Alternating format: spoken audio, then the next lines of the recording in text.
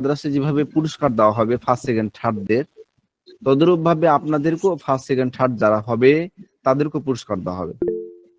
ঠিক আছে ভাই, ইনশাল্লাহ। এবং পুরস্কারটা আমরা সরাসরি আপনাদের ঠিকানায় পাঠিয়ে দেবো। যদি ইন্ডিয়ার কোনো ভাই থাকে সেই ক্ষেত্রে আমাদের ইন্ডিয়ার যে প্রতিনিধি আছে তাকে আমরা যেটা দেওয়ার জন্য বলবো, তিনি সেটা আপনাদের ঠিকানায় পাঠিয়ে দিবেন।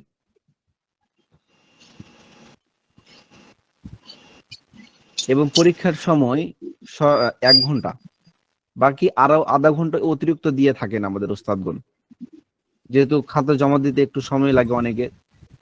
সেক্ষেত্রে 1 ঘন্টার মধ্যে চেষ্টা করবো উত্তরগুলো দেওয়া, যেহেতু 10টা প্রশ্ন আছে আমাদেরকে সময় ভাগ করতে হবে।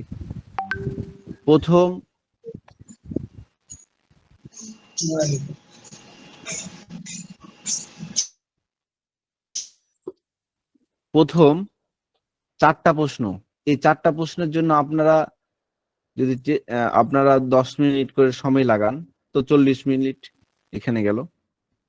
এবং পরের প্রশ্নগুলা যেহেতু টিক মার্ক, এগুলা তো আপনার বেশি সময় লাগবে না, শুধু টিক দিবেন।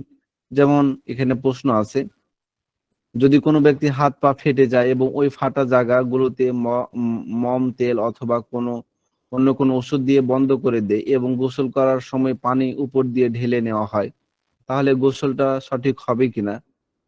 তো আপনি যদি সঠিক মনে করেন যেটাকে সঠিক মনে হবে সেটা আপনি টিক মার্ক দিতে পারবেন, আর যেটা আপনার কাছে সঠিক মনে হবে না সেটাতে আপনি টিক মার্ক দিবেন না। তো পরের প্রশ্নগুলোর জন্য আপনারা রাখবেন 20 থেকে 30 মিনিট বা 30 মিনিট সময় রাখলেন, আর প্রথম 4টা প্রশ্নের জন্য 10 মিনিট করে আপনারা 40 মিনিট সময় রাখবেন। তাহলে দেখবেন আপনাদের প্রশ্নের উত্তরগুলো দেওয়া এবং জমা দেওয়া টার্গেটের মধ্যে আপনারা জমা দিতে পারবেন ইনশাআল্লাহ। জি, এখন প্রশ্ন সংক্রান্ত আর কোনো আপনাদের প্রশ্ন আছে কিনা?